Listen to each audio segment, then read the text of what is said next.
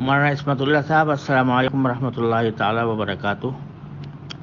آپ نے جو بات پوچھی ہے وہ بہت سے لوگ معلوم کر رہے ہیں، تو جتنا اس پر غور کیا اس بارے میں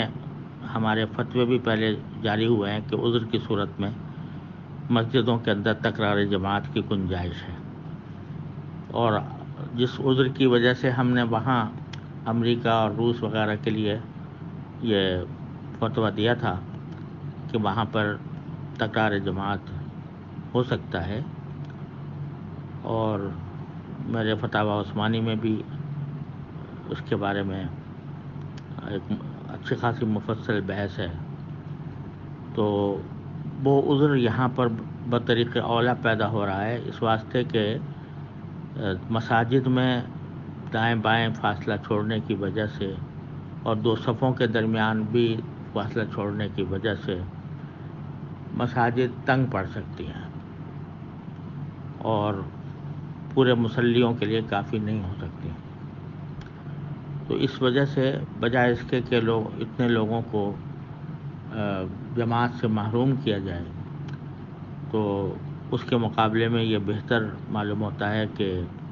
ایک ہی مسجد میں ایک سے زیادہ جماعتیں ہو جائیں تو اس کی گنجائش ہے، لیکن اس میں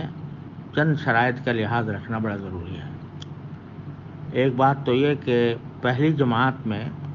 مسجد اچھی طرح بھر جائے، یعنی ان رعایتوں کے ساتھ کہ جو اس وقت وبا کی وجہ سے جو شرائط طے کی گئی ہیں کہ مصلیوں کے درمیان 3 فٹ کا فاصلہ ہو اور دو صفوں کے درمیان 6 فٹ کا فاصلہ ہو، تو اس طرح جب جماعت کی اس طرح صفیں بنا کر مسجد پوری طرح پر ہو جائے اور وہاں مزید گنجائش نہ رہے، تو پھر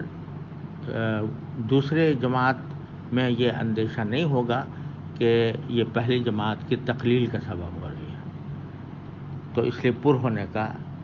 اہتمام کرنا چاہیے۔ اور دوسری شرط یہ ملحوظ رہے کہ امام صاحب دوسری نماز میں محراب سے ہٹ کر کھڑے ہوں، اور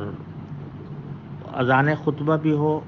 پہلی اذان تو ایک مرتبہ ہو گئی، وہ کافی ہے، اس کو دہرانے کی ضرورت نہیں ہے۔ البتہ خطبے کی اذان ثانی جو ہے وہ امام کے سامنے ہوگی اور اقامت بھی ہوگی، اور اس بات کا بھی لحاظ رہے کہ دوسری جماعت میں امام بھی الگ ہو، خطبہ دینے والا بھی الگ ہو، اور اصل میں تو جو امام ہو وہی خطبہ بھی دے تاکہ خلاف اولیٰ لازم نہ آئے، اور مقتدی بھی الگ الگ ہوں، یعنی پہلی جماعت کے لوگ نہ ہوں۔ اور اس کا بہتر طریقہ یہ ہے کہ جہاں یہ مسئلہ پیش آ سکتا ہو وہاں پہلے سے باقاعدہ اندازہ لگا کر متعدد جماعتوں کے اوقات کا اعلان کر دیا جائے۔ مثلا پہلی جماعت 1 بجے ہو رہی ہے تو دوسری جماعت کا اعلان 2 بجے کر دیا جائے، تاکہ دونوں جماعتوں کے درمیان اتنا فاصلہ ہو کہ پہلی جماعت کے لوگ مجمع کیے بغیر آرام سے گھر پہنچ سکیں، اور دوسری جماعت کے لوگ ان کے گھر پہنچنے کے بعد اپنے گھروں سے نکلیں تاکہ تزاحم نہ ہو اور مجمع جمع نہ ہو۔ اور